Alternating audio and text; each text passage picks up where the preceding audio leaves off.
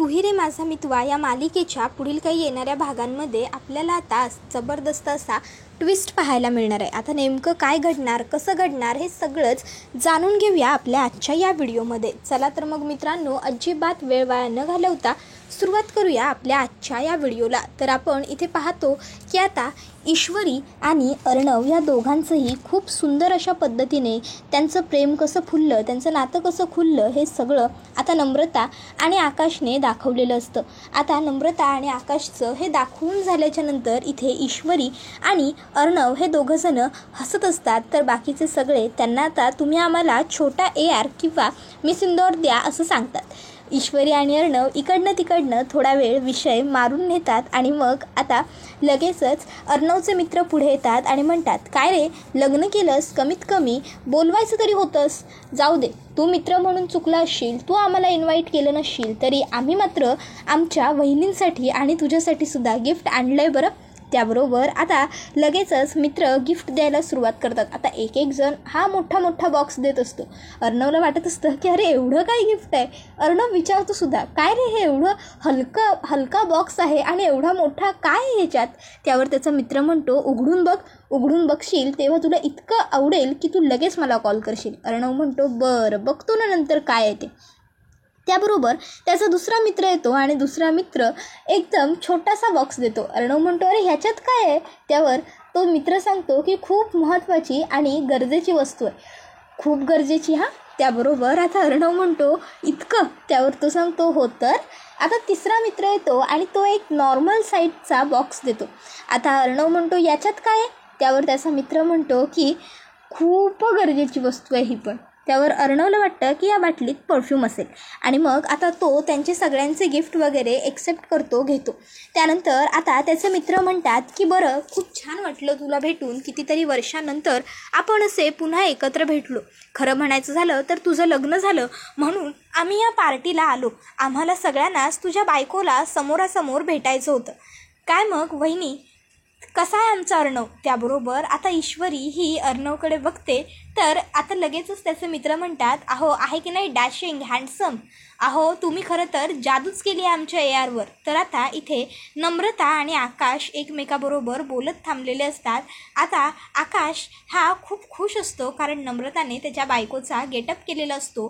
तर वल्लरी त्याला लगेच सांगते की लांब राहा तिच्यापासून आणि नम्रतालाही म्हणते फक्त नाटकापुरतीच ठीक आहे। त्यावर आकाश म्हणतो, कायमस्वरूपी सुद्धा काय फरक पडतो आई।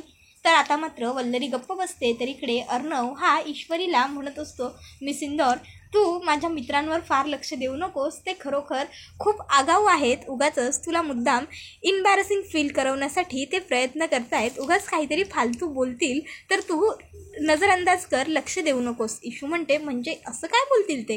त्यावर अर्णव म्हणतो, कळेल की तुला।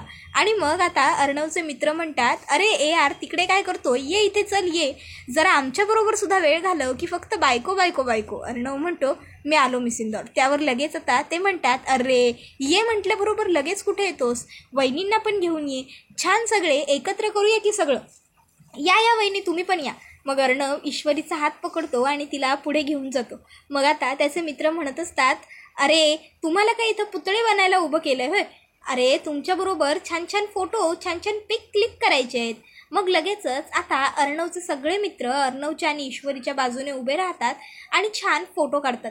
त्यानंतर मग आता लगेचच अर्णव आणि ईश्वरी म्हणतात, झालं। त्यावर आता मित्र म्हणतात, अरे इतक्यात कुठे, थांबा अजून काढायचे। अजून 2-3 फोटो काढतात। मग ईश्वरीला खरोखर इम्बॅरसिंग व्हायला लागतं। इशू म्हणते, मी काय म्हणते, तुम्ही सगळेजण प्लीज क्लिक करा ना पिक, मी जाते, नाही म्हणजे मला जरा दुसरं काहीतरी काम बघता येईल ना।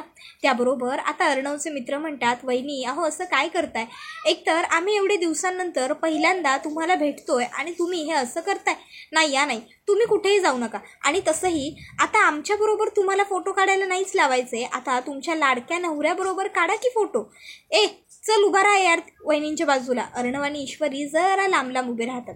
त्याबरोबर आता त्याचा मित्र म्हणतो, काय दुसऱ्याची बायको मागून आणलीस, स्वतःचीच आहे ना लग्नाची। त्यावर अर्णव म्हणतो, अरे। त्यावर लगेचच त्याचा मित्र म्हणतो, अरे काय तुझीच बायको आहे, टाक मस्त खांद्यावर हात किंवा कमरेत हात आणि काढ की फोटो। मग अर्णवचा नाईलाज होतो। अर्णव ईश्वरीला विचारतो, चालेल ना।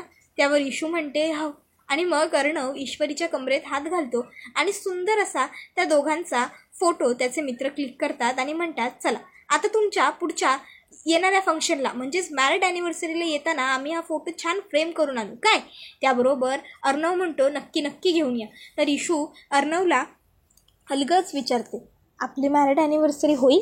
त्यावर अर्णव म्हणतो, का आपण नाही करायची सेलिब्रेट? इशू म्हणते, आपण एकत्र असू ना आपल्या ॲनिव्हर्सरीला. अर्णव म्हणतो, आता नवरा बायको जनरली मॅरेज ॲनिव्हर्सरीला एकत्रच असतात, आपणही नवरा बायकोच आहोत की. त्यावर इशू म्हणते, पण जगासाठी ना. त्यावर अर्णव म्हणतो, जगासाठी का होईना पण नवरा बायको तर आहोत ना. मग त्यानंतर आता इशू आणि अर्णव यांची पार्टी पूर्ण झालेली असते. बऱ्याच लोकांनी रिटर्न गिफ्ट आणलेले असतात. आता ते सगळे रिटर्न गिफ्ट खोलण्यासाठी इशू आणि अर्णव जेवून खाऊन बसलेले असतात. इशू म्हणते, हे भगवान, तुमच्या मित्रांनी तर केवढे मोठे मोठे गिफ्ट आणलेले आहेत. एवढा पैसा बिचाऱ्यांनी कशाला वेस्ट केला? काय गरज होती एवढी गिफ्ट करायची? त्याबरोबर आता अर्णव म्हणत असतो, मिसिंदर चिल डाऊन, माझे मित्र आहेत ते अगं माझ्यासारखेच आहेत. काहीतरी कुरापात कदाचित केलीच असेल त्यांनी या सगळ्यामध्ये, आपण बघूया ना. त्यावर इशू म्हणते, कुरापात? त्यावर अर्णव सांगतो, हो मग तुला माहीत नाही आहेत माझे मित्र नक्की कसे आहेत ते. आणि मग आता अर्णव हा लगेचच बॉक्स उघडायला सुरुवात करतो. आता मोठाच्या मोठा जो पहिला बॉक्स असतो तो उघडल्याबरोबर त्या दोघांना त्याच्यामध्ये बादली सापडते आंघोळ करण्याची. आता अर्णव म्हणतो, बघितलंस कोण आहे हा? शेखर. मला वाटलंच होतं हे काम त्याचंच असणार. त्यानंतर दुसरा बॉक्स उघडायला घेतात तर त्यामध्ये असतो आंघोळीला बसण्याचा पाट. अर्णव म्हणतो, बघ, बोल आता हे कुठे वापरायचं आपण?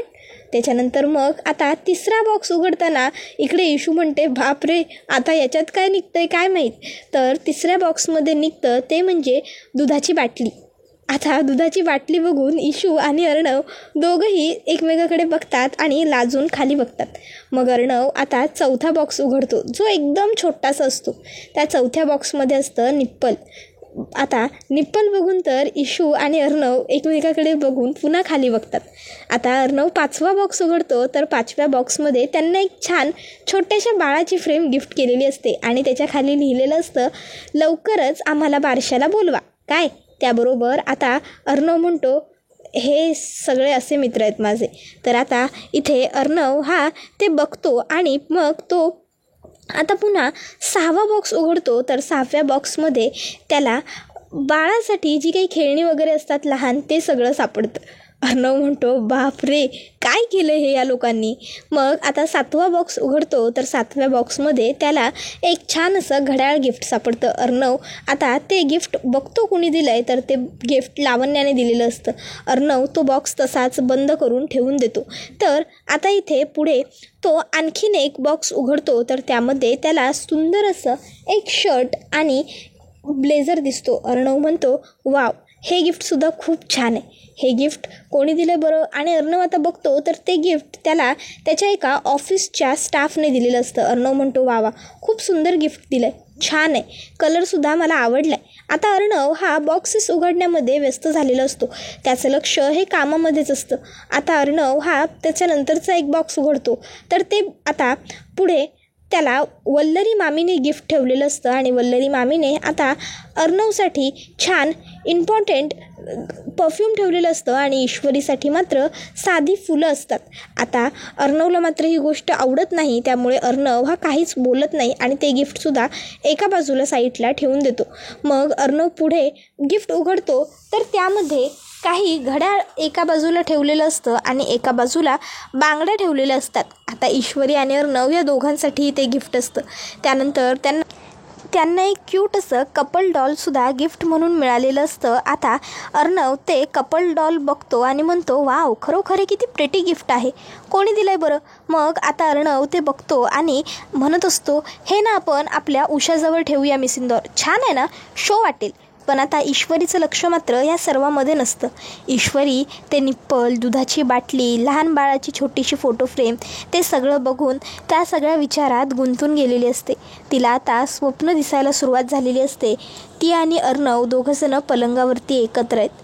दोघंजणं छान एकरूप झाले. त्यानंतर मग आता ईश्वरीला दिवस गेले. ईश्वरी प्रेग्नंट असताना घरातलं वातावरण हे अगदी प्रसन्न, मंगलमयी, चैतन्यमयी झालं. घरात सुख, समृद्धी, शांती आली.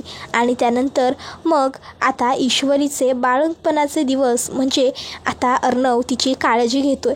अर्णव तिच्या खाण्यापिण्याकडे लक्ष देतोय, तिच्या हौशी मौशी पुरवतोय, तिला हवं नको ते सगळं बघतोय, तिच्यासाठी प्रत्येक गोष्ट अगदी आवडीने मनापासून करतोय. तिच्या हाताला पकडून तिला जिन्यावरून उतरवतोय, तिला जेवायला भरवतोय स्वतःच्या हाताने.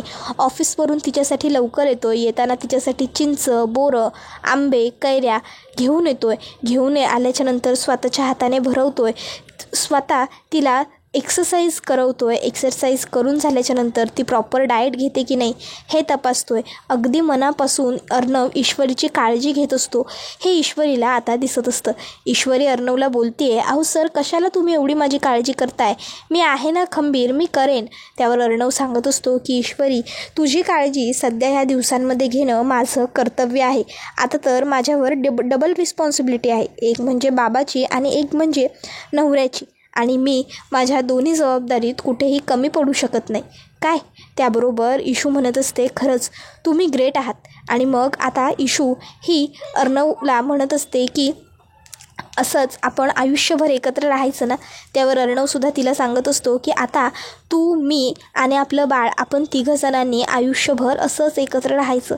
त्यानंतर मग इशूला पुढे आणखीन स्वप्न दिसायला लागतं. ते म्हणजे त्यांचं बाळ हळूहळू मोठं होतं आहे, त्यांचं बाळ हळूहळू शाळेत जातं आहे. इशू आणि अर्णव त्याला सोडायला गेलेत. सोडायला गेल्यावर ते दोघंजणं त्या बाळाला विचारत आहेत की तुला मम्मी जास्त आवडते की पप्पा. त्यावर त्यांचं बाळ दोघांनाही जवळ घेत आहे आणि ते दोघंही खळखळून त्यांच्या बाळाला मिठी मारून हसत आहेत. त्या दोघांनी छान त्यांच्या बाळाची आणि त्यांची फोटो फ्रेम बनवून आणलेली आहे आणि ती फोटो फ्रेम त्यांनी त्यांच्या खोलीमध्ये त्यांच्या बेडच्या वरती लावलेली आहे. आता इशू ह्या सर्व सुंदर गोष्टींमध्ये रमलेली असते. तिला आठवत असतं की अर्णवने तिच्यासाठी प्रेग्नन्सीच्या दिवसामध्ये एक छान बाळाचं पोस्टर आणलं होतं. चंद्र बघायला तो तिच्यासोबत जायचा. बाळाचं प्रत्येक गोष्ट करत असताना अर्णव ईश्वरीला मदत करत असतो. हे सगळं आता तिला दिसत असतं. ते दोघंजणं त्या बाळाबरोबर खेळत असतात, छान आनंद घेत असतात त्याच्या बालपणाचा. अर्णव इशूला सांगत असतो, मिसिंदॉर, आपण आयुष्य अनाथ म्हणून काढलं, पण आता आपल्या बाळाला मात्र आई आणि बाबा दोघंही आहेत आणि त्याला आपलं भरपूर प्रेम मिळायला हवं. जे आपल्या वाट्याला सुख नाही आलं ते आपल्या बाळाच्या यायला हवं. त्याच्यासाठी आपण आयुष्यभर एकत्र राहू, अगदी काहीही झालं तरी. त्यावर ईश्वरीसुद्धा सांगत असते, हो सर, मला अगदीच तुमचं हे मत पटलं आहे. आपण आयुष्यभर एकत्र राहू मरेपर्यंत. आता जेव्हा आपल्याला मरण येईल तेव्हा आपलं मरणच आपल्याला वेगळं करेल. आता अर्णव हा ईश्वरीला हात लावतो आणि म्हणतो, मिसिंदॉर, मिसिंदॉर. मग अर्णव ईश्वरीला हलवतो आणि म्हणतो, मिसिंदॉर, कुठे हरवली आहेस? कसल्या विचारात एवढी मग्न झाली आहेस? कधीपासून हाका मारतोय मी तुला? ईश्वरी आता म्हणते, स्वप्न होतं हे. त्यावर अर्णव म्हणतो, काय? त्यावर इशू म्हणते, स्वप्न बघा म्हणजे काय म्हणत होतात तुम्ही? तुमचं सांगा ना, काय बोलताय? अर्णव म्हणतो, अगं मी कधीपासून एकटाच वेड्यासारखा बडबडतोय आणि तुझं मात्र माझ्याकडे लक्षच नाही आहे. काय याला अर्थ आहे का मिसिंदॉर? त्यावर इशू म्हणते, काय झालं आहे, बोला ना. त्यावर अर्णव सांगत असतो की अगं, हे कपल डॉल जे आपल्याला माझ्या मित्राने दिलं आहे ते कुठे ठेवायचं हेच मी तुला विचारतोय. काय मत आहे तुझं, कुठे लावूया? त्यावर इशू म्हणते, ते कपल डॉल ना, एक काम करूया, त्या लॅम्पच्या शेजारी ठेवूया, छान शोपीससारखं दिसेल. काय वाटतं तुम्हाला? त्यावर अर्णव म्हणतो, ठीक आहे, जशी तुझी इच्छा, जशी तुमची मर्जी राणी सरकार. आणि मग आता अर्णव जाऊन तिथे आता तो वॉलपीस ठेवतो. आता इतक्यात तिथे अर्णवला फोन आलेला असतो. आता फोन आल्याबरोबर लगेचच अर्णव म्हणतो, मिसिंदॉर, मी आलोच. आणि फोनवर बोलण्यासाठी म्हणून अर्णव तिकडनं बाहेर निघून जातो. आता अर्णव तिकडनं गेल्याबरोबर इथे इशू मात्र पुन्हा एकदा तिच्या आठवणींमध्ये, तिच्याच विचारांमध्ये रमायला लागलेली असते. तिला असं वाटत असतं मनातल्या मनातून, वाह, खरंच मला आत्ता पडलेलं स्वप्न किती सुंदर, गोड आणि लाघवी होतं ना. नाही, स्वप्नापुरती हे सगळं ठीक आहे, पण आमच्या खऱ्या आयुष्यात सुद्धा हे सगळं कधी असं घडू शकतं का? खरोखर मी आणि अर्णव सर, आम्ही दोघंजणं इतके जवळ येऊ शकतो? आम्ही दोघंजणं, आमचं कुटुंब, आमचं मूल, आमचं सगळं आमचं होईल हे? खरंच? नाही, कितीही स्वप्न पाहिली तरीही खोट्या गोष्टी कधीच खऱ्या होत नाही इशू. तुला का कळत नाही? अगं, अर्णव सरांनी तुझ्याशी लग्न केलं आहे ते फक्त एक जबाबदारी म्हणून, एक रिस्पॉन्सिबिलिटी म्हणून. अर्णव सरांचं तुझ्यावर प्रेम नाही आहे. जर तुझ्यावर प्रेम असतं तर मग त्याबरोबर आता इशूला पटकन वाटतं, पण अर्णव सर प्रत्येक वेळेस माझ्या मदतीला धावून येतात. अर्णव सर प्रत्येक वेळेस माझी साथ देतात. प्रत्येक सुखदुःखाचा टप्पा आम्ही एकत्र पाहिला आहे. त्याचं काय? मग इशू विचार करते, नक्की काय बरोबर काय चूक? अर्णव सरांबरोबर सुखाच्या संसाराचं दिसलेलं स्वप्न खरं, की अर्णव सरांनी केलेली आजपर्यंतची हकीकत खरी? मला काही म्हणून कळायला मार्ग नाही आहे. त्याबरोबर आता लगेचच त्या ठिकाणी तिथे अंजली येते आणि अंजलीसुद्धा त्या दोघांना सांगते की आता छान दोघांनी एकत्र राहा आणि सुखाने संसार करा. काय? त्यावर आता ईश्वरी आणि अर्णव दोघंसुद्धा होकार देतात. त्यानंतर आता इशू ही विचार पूर्ण हरवायला लागते. त्याबरोबर अंजली पुन्हा तिकडे येते आणि काय गं काय झालं असं विचारते. त्यावर इशू तिला तर काही सांगत नाही, पण पुन्हा आता ती मनामध्ये म्हणायला लागते की जर मला दिसलेलं स्वप्न असं कधीतरी आयुष्यात खरं झालं ना, तर माझ्या इतकी आनंदी आणि माझ्या इतकी सुखी व्यक्ती आयुष्यात दुसरी कोणीही सापडणार नाही. मी खरोखर खूप खुश आहे आज. खूप म्हणजे खूप माझ्या इतका आनंद आज कोणालाच झालेला नाही आहे. त्याबरोबर आता लगेचच इकडे असं म्हटल्याबरोबर इशूला मात्र प्रश्न पडतो की नक्की झालं आहे काय? ईश्वरी विचारते, अंजलीताई असं काय झालं आहे हो, तुम्ही इतक्या खुश आहात? त्यावर अंजली ही ईश्वरीला सांगत असते, अगं इशू, तुला माहीत नाही आहे का, तुला किती सुंदर स्वप्न पडलं आहे ते. अगं, हे स्वप्न पडणं म्हणजे सुद्धा खूप छान आणि गोड सुरुवात असते आणि हळूहळू बघ तुझ्या आणि चिंटूच्या नात्याची घडीसुद्धा लवकरच बसेल. त्याबरोबर आता मात्र इथे राकेशला हे सगळं काही पटत नसतं. तर ईश्वरी आता मुद्दामूनच अंजलीला म्हणते, ताई तुम्ही म्हणताय ना अगदी तसंच होईल. माझं आणि अर्णव सरांचं हळूहळू का होईना पण जुळायला लागेल. आम्ही एकमेकांबरोबर पटवून घेऊच. त्याबरोबर आता लगेच इशू ही मनातल्या मनात म्हणायला लागते, पटवून घेऊ नये, पटवून घ्यावं लागेल. तसंही आता आम्ही दोघंजणं नवरा बायको आहोत. नवरा बायकोंमध्ये छोटे मोठे वाद, रुसवे फुगवे सगळंच होतं, पण आमच्यातलं सगळं लवकरात लवकर संपायला हवं असा विचार इशू करते. त्यानंतर आता इशू आणि अर्णव हे दोघंजणं पुन्हा रात्रीच्या खोलीत आल्यावर इशू ही अर्णवबरोबर बोलायला लागते. आता इशू सगळं विसरून पुन्हा एकदा नव्याने आपल्याजवळ आली, आपल्याबरोबर एवढं मनापासून बोलायला लागली. या गोष्टीमुळे अर्णवचा सुद्धा राग वितळतो. म्हणजे रागवलेला असतो तो तोंडावरचं काढत नाही हात, पण तरीसुद्धा आता जेव्हा इशू बोलते तेव्हा मग अर्णवही लगेचच त्याचा राग विसरतो आणि इशूबरोबर बोलायला सुरुवात करतो. आता खरं तर अर्णव इशूवरती का चिडलेला असतो, कारण जेव्हा त्याला वाटत असतं की मी तुझ्या जवळ येण्याचा प्रयत्न करतो किंवा मी तुझ्याशी चांगलं बोलण्याचा प्रयत्न करतो, तेव्हा मात्र तू माझ्यापासून लांब लांब जातेस. आणि आता जेव्हा मी काहीच बोलत नाही आहे तेव्हा तू माझ्यावर जबरदस्ती करतेस. त्यावेळी आता अर्णव नाराज असतो आणि हा व्हिडिओ इथेच संपतो. व्हिडिओ आवडला असेल तर व्हिडिओला लाईक करा. चॅनलवर नवीन असाल तर चॅनलला सबस्क्राईब करा आणि बेल आयकॉन प्रेस करा. पुढचा व्हिडिओ येईपर्यंत टाटा बाय बाय. धन्यवाद. Take care all of you.